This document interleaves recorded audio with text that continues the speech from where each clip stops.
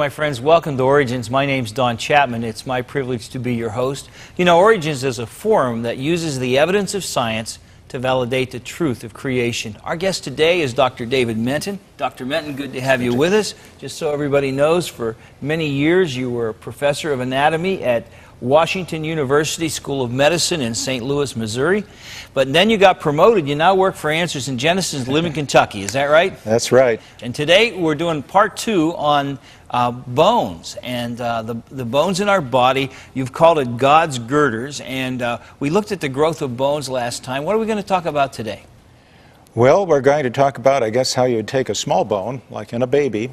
Imagine a little leg bone in a baby that in the womb would be no more than that, maybe when you're born like this. Right. How do you turn that femur from this big into this big? Yeah, you think, you know, we're probably right around 20 inches when we're born, and we're going to grow to 6 feet, just in general terms. There's got to be some change in bones for that to happen. That's right, and if you think about it, you just can't wait until you're full size. The bones have to function all the time that they're growing. It can't be a part-time job, that's right. for sure. How many bones do we have in our body, Dr. Menton? Well, you know, that's a more difficult question than it might seem. Generally, you'll read in the encyclopedias and what have you that we have about 206 bones in our body. Suffice it to say, we have something in excess of 200 bones in the adult. The interesting thing is that a baby has many more bones than an adult. Now, why is that? It's so much smaller. Why would it need more bones? Well, let's take the hip bone. Okay. In our body, we have a right hip bone and a left hip bone, and they're kind of held together by the sacrum in the back there. When we're developing, before the age of 20, let's say, we reach about 20, 21 years old before all our bones are finally fused together. But before we reach that age, starting from the time we're born, there are bones that are separate pieces. The hip bones are 3 bones, each of the hip bones. The ilium, the pubic bone, and the ischium. And they meet right in that ball socket joint where the hip goes in. And then as the baby grows older, a child approaches an adult, finally these bones all fuse together to make one bone. So the 3 become 1. That's right. And in the skull, of course, there are many separate bones in the vault of the skull. You can feel a little soft spot on the baby's head. And we don't have that anymore. Right, yeah. No, at our age, and we won't divulge that, at our age these bones have, suffice it to say, long since fused, yes. So that our skull would be very difficult to grow larger at this point. Now, all of this is happening. Does every bone in our body change size and grow? Well, it's interesting. All the bones in our body have to get bigger as we get bigger, say from the time of birth till, say, age 20 or so, whenever we reach full size. But there are 3 bones in the body, actually 6, one on each side, okay. That do not grow. And these are bones I'm sure everybody's heard about. We see them here compared to a penny. These are tiny. They are not only the tiniest bones in the body, but they're the only bones that don't grow. These are the ear bones. And they're the exact same size they were the day we were born. That's right. They just, when you look at them in a row up here, we have 3 bones. We have one here that's called the hammer, because it's sort of shaped like a hammer. We have the anvil, because it's sort of shaped like an anvil. And we have the stirrup that's shaped exactly like a stirrup on a saddle. Those 3 are hinged together by little lubricated joints. And the hammer is attached to the eardrum, so when it wiggles, it sends the sound through the bones to the foot plate on the stirrup. But those 3 are tiny, and they don't change in shape. Everything else has to grow in shape, and that's and size, and that's a fascinating story in its own right. Let's consider this bone. We're looking at just the end, and it's starting out being this size here. Kind of goes up here like this, okay? That helps, yeah. And it's going to grow to be this size, okay. The next one. For bone to grow, 2 things have to happen simultaneously. We have to have cells that can make bone, that can lay the bone matrix down. We have to have other cells that can remove it. It's sort of if we had maybe a statue, think of a plaster statue, and we want to make this statue that's now 3 feet tall, 6 feet tall. To do this, we could say, well, we'll take some plaster on a trowel here, and we'll add some plaster. But then we also have to have a chisel to kind of cut things away. And this will dynamically cause the bone to become larger and change perhaps somewhat in shape. And we call that process modeling. The bone models as it gets bigger or changes shape. And we have two very specialized cells that accomplish that for us, that growth. So we must remove bone and we must add bone. And the two cells that do the work for us, the ones that make the bone, are called the osteoblasts. Osteo means bone and blast means forming or making. And the cells that carve the bone away are called osteoclasts. Once again, osteo means bone, but clast means eater or eating. So we have bone formers and bone eaters. Okay. Now we just happen to have both of these cells visible in this picture. The cells that you see along here, possibly I should use a little different color so it shows up better. The cells here, all along this surface, this is bone, the red material here. These cells here are more over here and here. These are osteoblasts. They're going to secrete matrix that at first will be soft, but mineral will come in ultimately from the bloodstream and form with it, and that will make it hard. In the process, some cells will be left behind. Here's a cell right here that's being kind of buried in bone. Here's one that's buried way down here. These cells were originally on the surface, but as they make bone matrix, some of them get left behind. We call those osteocytes, that just mean bone cells.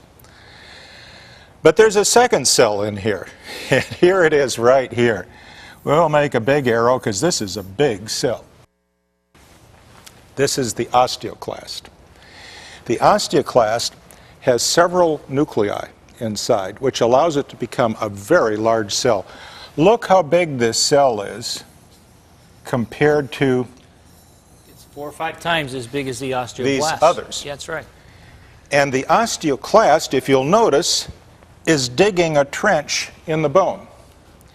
The osteoclast can eat bone so fast that it's possible, if you're actually looking at it in a microscope in living tissue, it's possible to, in the course of time, actually see it.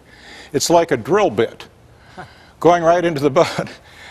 Coming along behind it can be another cell that'll make bone. So it's possible to take a piece of bone away and then turn right around and add it back. You know, it's amazing, first of all, that God put these in our body because He knew we had to grow and change. I guess the question that begs to be asked is, how do those cells know when to dig and where to build? Well, the way that happens, we're just beginning to understand, and it really is remarkable. Let's just look at an interesting phenomenon that was discovered some years ago called the piezoelectric effect. Now, piezoelectric is simply a phenomenon that involves having crystals that are together in a tissue. Crystals of a little different nature, and when the crystals are bent, they generate small electric currents in the microamp range. And if you consider this little orange stick here to be a piece of bone, and it doesn't have to be alive, it can be dead.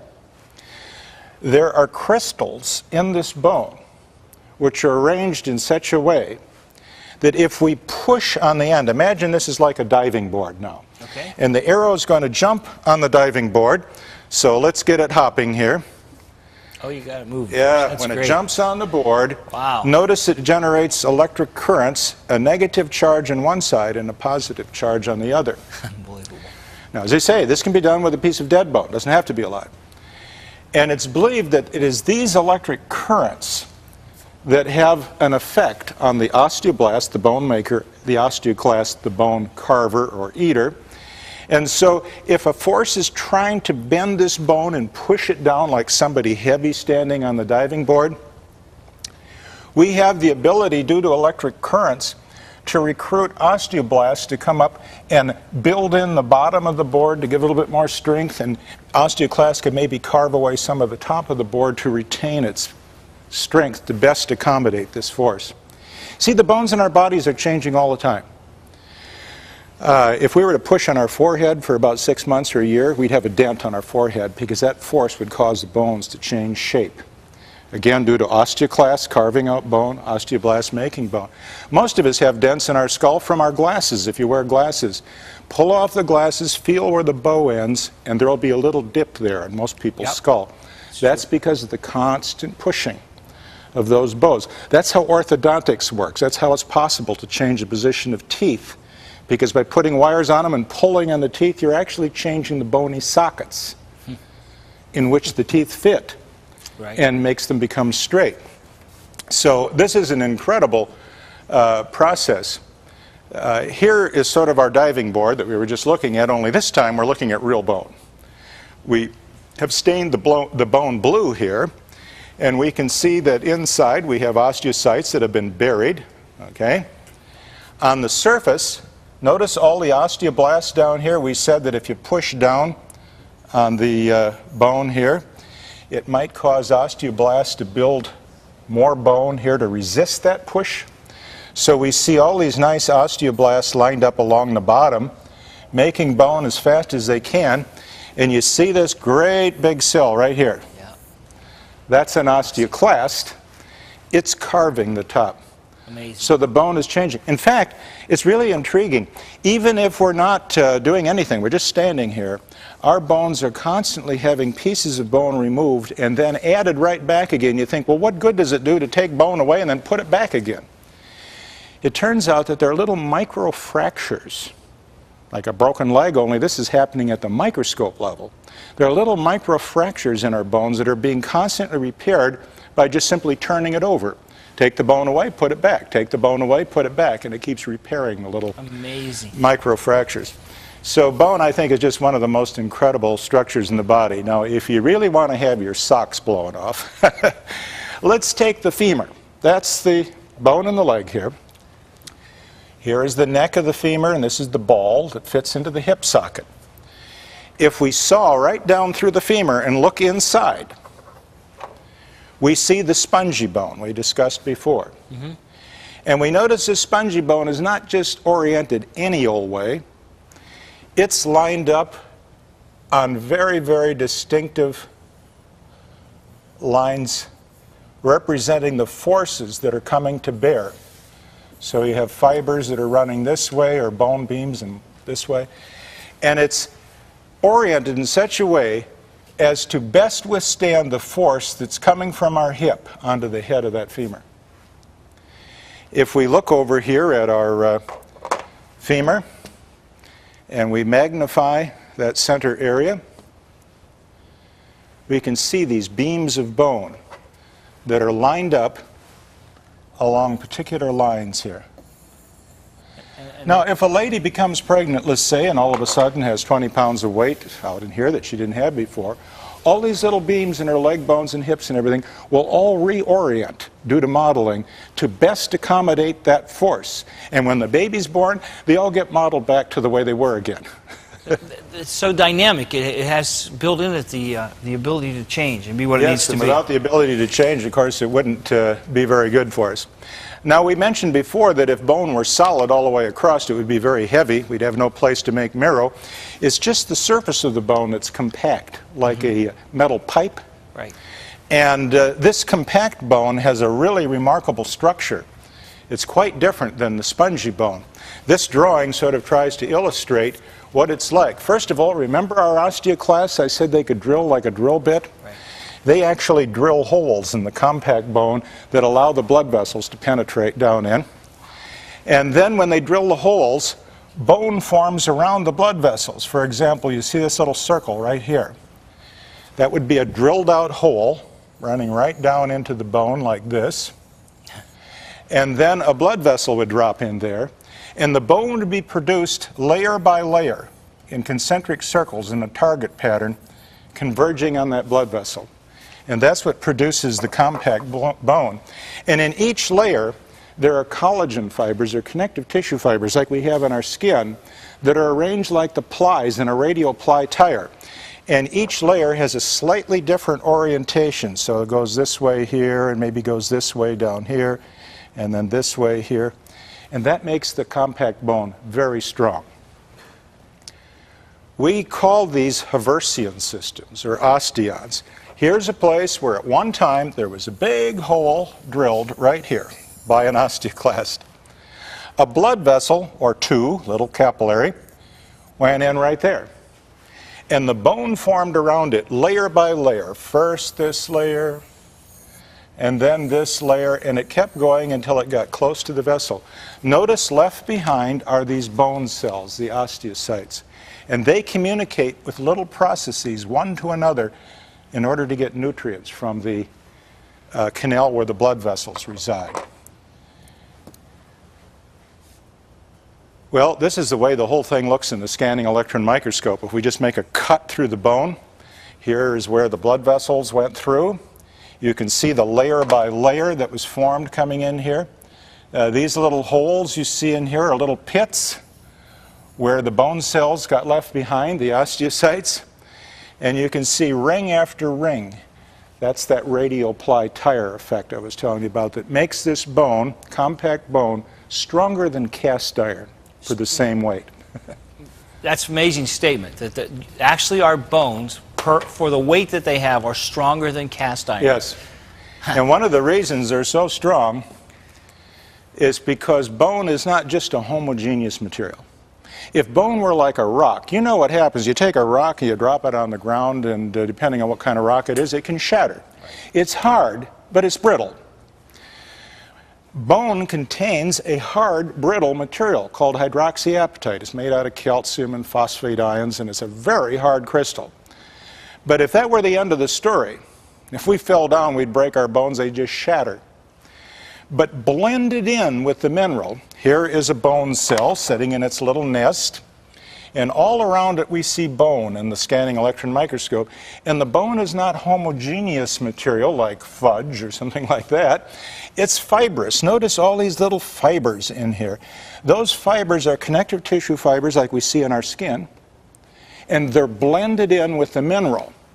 So the fiber plus the organic fiber plus the inorganic mineral gives bone its strength. We call this a composite tissue.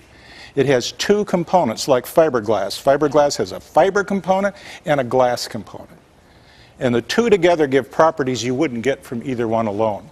And that's so God built that strength in by the combination of the two ingredients. That's right. You know, man uses the same principle when we make reinforced concrete. Right. Imagine if we made our bridge out of just pure concrete. The truck would go across, the concrete would crumble. Yeah. But inside the concrete we have this rebar, the iron rods that run through, we call it reinforced concrete. If we made the bridge just out of the iron bars, the rebar, what would happen when the truck goes across? It would rot. It would bend. Yeah. So the concrete alone, it would shatter. The iron rebar alone, it would bend. But when you combine the two together, you get properties better than either by itself. Yeah. And so here we can see in this reinforced concrete where it's been broken, we see the metal rods. Now, do you recall the story of the children of Israel when they made bricks just before they left Egypt? I do indeed. To go to the Promised Land? There was a statement I never understood as a child, and that is Pharaoh made the children of Israel go out and get their own straw as well as the clay to make the bricks. And I always wondered, what on earth does straw have to do with making bricks? I just thought you'd take clay, put them together, make a brick, that's it. But it turns out a brick made out of clay is brittle. If you made a brick just out of straw, you know from the three little pegs, that wouldn't hold up too well. But if you blend straw in with the clay, you get a very strong brick indeed. It's really like the steel does it, rebars in the cement. Absolutely. Yeah. When I was in Peru, I saw people making brick in this way. Wow. They would take this clay that hardens just brick hard, and they would stomp with their feet straw into the clay. And when the two combine together, and then they cut it up in squares and allow it to harden, you get bricks that are much stronger, again, a composite tissue. And that's indeed the same thing that the children of Israel were doing when we read in Exodus chapter 5, verse 16. They complained, "There is no straw given to your servants," and they say to us, "Make brick." They had to go out and find their own straw. Now, so the same principle that we see applied there, God has already applied in our bones by the composite materials He uses to make them. That's right, and it's this composite material that make our bones so strong that we can say they're stronger than cast iron for a given weight. Incredible lesson. Dr. Menton, you've showed us some incredible things. We've got to take a break, but don't you go away. When we come back, there are some tremendous spiritual lessons we want to learn from the bones, and you'll want to be with us for that as well, so stay tuned. Creation versus evolution. You weigh the evidence. The human eye, a chemical speedster. For us to see, chemical and electrical reactions must take place in the proper sequence. The fastest photographic film requires the camera lens to remain open for 1/10,000th of a second. Biologists tell us that the eye's photochemistry is so fast that the first reaction takes place in 1/5 billionth of a second. This is 500,000 times faster than our best film capabilities. Darwin himself admitted that the human eye seemed to defy his theory of evolution.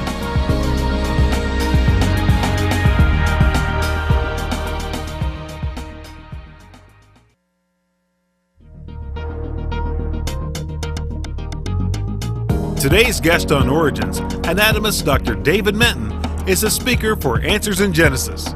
Audiences enjoy his well-illustrated presentations on a variety of fascinating topics. Many of these lectures are available on DVD. If you're interested in the subject of creation, you'll definitely want these for your own. Orders are being taken at 800-778-3390. You can also write to Answers in Genesis, P.O. Box 510, Hebron, Kentucky 41048, or visit the website at www.answersingenesis.org.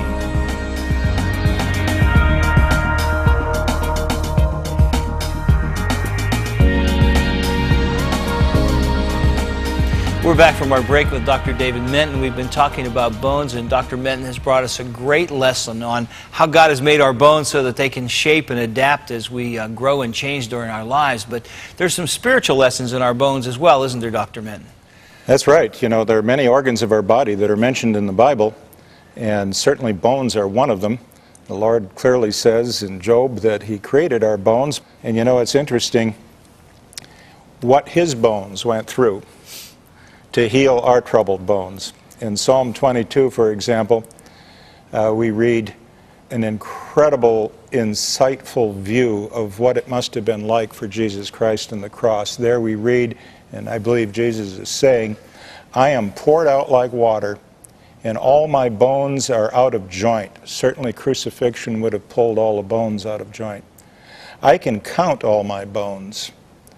They look and stare at me. They divide my garments among them, and for my clothing they cast lots." Think of it, this was written 1,000 years before this happened. Yes, and right? 500 years before crucifixion had even been invented. That's right. And here is the psalmist with a perfect picture of Jesus dying for our sins on the cross and what it did to our bones. The wonderful prophecies of Scripture. God's word's precious. And you know, when you get to the New Testament, it just mentions again this important fact, just as the Old Testament said, that Jesus' bones would not be broken. They'd be pulled out of shape, but they wouldn't be broken. John chapter 19, verse 36, "For these things were done, that the Scripture should be fulfilled. Not one of His bones shall be broken." You know, it's a tremendous truth that the God who made our bones made the plan for our salvation. And one day, that body that has scars in the hands and a hole in the side, but no broken bones, is going to appear in the eastern sky. And His plan of salvation is going to be complete for those of us who have trusted Him. Isn't that right, Dr. Menton? Absolutely, and I look forward to that day. That's right. Trust Him today, and remember that He is your Creator, the one who planned your body, and the one who has a plan for your salvation. Put your hope and trust in God, the God of His Word. And remember, it's God's view that He created you, and that should be your worldview as well. And so we'll look for you next time here on Origins. God bless you till then.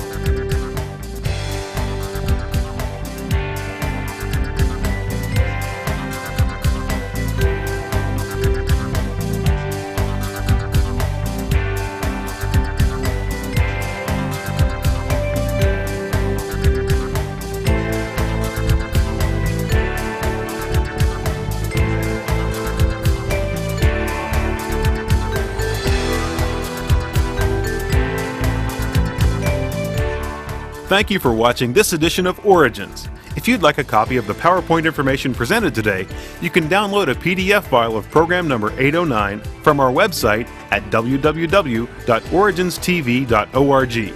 Or for a DVD of this series, send a $12 donation to cover shipping and handling and write to Origins Program number 809, Cornerstone Television, Wall, Pennsylvania 15148.